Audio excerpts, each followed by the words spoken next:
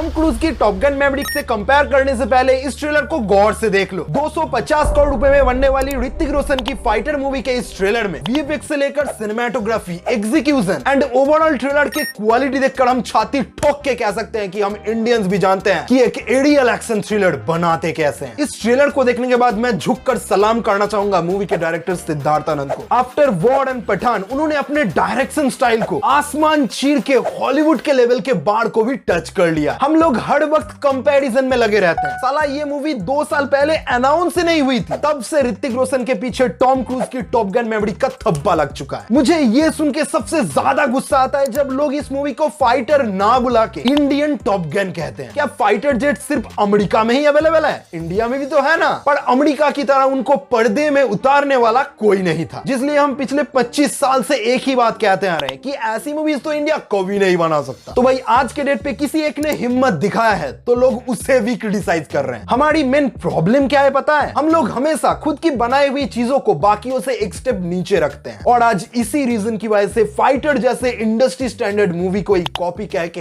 Ignore कर दिया जाता है, उसे क्रिटिसाइज किया जाता है। खैर मैं इस टॉपिक को अनलिमिटेड एग्जांपल्स के साथ दिन भर कैरी कर सकता हूं, पर उतना टाइम नहीं है। ये ट्रेलर भी तो इंपॉर्टेंट है, उससे थोड़ा सा चक्कर लगा के आते हैं। फर्स्ट ऑफ ऑल इस फाइटर मूवी का मेन मोटिवेशन क्या है? नंबर 1 इंडियन एयरफोर्स को ट्रिब्यूट देना, number 2 patriotism, number 3 cinematic revolution, number 4 एक एरियल एक्शन थ्रिलर मूवी के द्वारा ऑडियंस को एक विजुअल एक्सपीरियंस प्रोवाइड करना, and finally number 5th reason obviously पैसे कमाना। फिर उसके बाद जब बॉलीवुड के क्रिक गॉड ऋतिक रोशन की बात आता है तब तो पिक्चर 50% ऑलरेडी क्रेजी बन चुका है। मैंने टीजर वाले वीडियो में ही कहा था कि ऋतिक रोशन जैसे सुपरस्टार ऐसी पेट्रियोटिक मूवी में प्रेजेंट होना ही काफी है। मूवी के बाकी सिचुएशंस एवी अपना स्टैंडर्ड पकड़ लेगा, क्योंकि मूवी का लीड हीरो और कोई नहीं बल्कि ऋतिक रोशन है। भाई सिद्धार्थ आनंद के साथ ऋतिक का ये तीसरा कोलैबोरेशन है, तो स्टैंडर्ड आप समझ ही सकते हो। वॉर और बैंग बैंग मूवी से मुझे पता चल चुका है कि इन दोनों का कॉम्बिनेशन, दोनों का बॉन्डिंग कमाल का है। जिसके बाद टेंशन मत लो, मूवी का ओवरऑल थीम वही पाकिस्तान वाले मैटर को पकड़ने वाला है, जो कि 2019 के रियल इंसिडेंट को टच करेगा। अरे 14 फरवरी 40 जवान, याद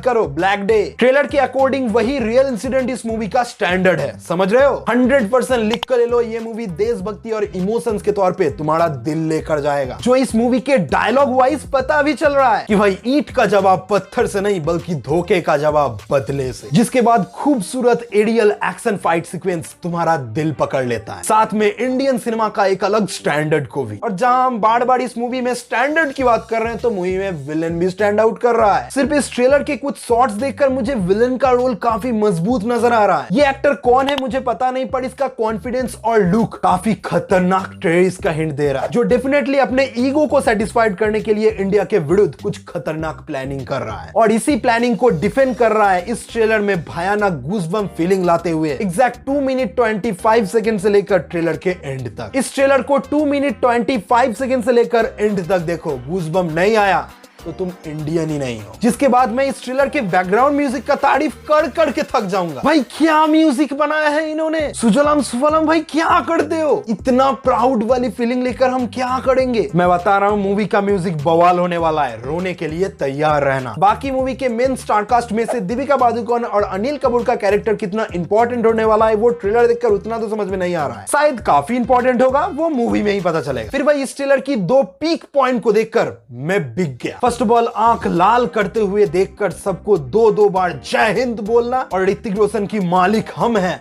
वो कहने वाला सीक्वेंस लिटरली गूज़बम्प ला देता है। मैं बता रहा हूं इन दोनों सीक्वेंस के अंदर थिएटर फटने वाला है। फिर उसके बाद ट्रेलर में छोटी मोटी इमोशनल मूवमेंट्स को देखकर फील हो जाता है कि ये इमोशन मूवी में जाके इंटू 100 हो जाएगा। जिसके बाद वीएफएक्स और डायलॉग्स के अंदर कुछ थोड़ा बहुत कमियां तो हैं, पर मैं उनको हाईलाइट नहीं करना चाहता। ट्रेलर का ओवरऑल स्टैंडर्ड मुझे वो चीज ना करने में मजबूर कर रहा है। मुझे इस ट्रेलर में पेट्रियोटिज्म के अलावा कुछ कमियां तो उतना नजर नहीं आ रहा है। मैं इस मूवी को इंडियन सिनेमा की एक रेवोल्यूशन और एक एक्सपीरियंस के तौर पे नोटिस कर रहा हूं। मेरे अकॉर्डिंग रिपब्लिक वीकेंड में इससे अच्छा मूवी इंडियन ऑडियंस को कोई नहीं दे सकता। ये मूवी मिनिमम तो भाई बॉक्स ऑफिस पे 600 करोड़ कमाना डिजर्व करता है। लेट्स सी स्पाइडर मूवी के मेकर्स मूवी का हाइप कितना बढ़ा पाते हैं। मुझे तो ट्रेलर काफी पसंद आया, तुम्हें कैसा लगा बताओ कमेंट में बताओ, लाइक कर देना। मिलते हैं नेक्स्ट वीडियो में, बाय।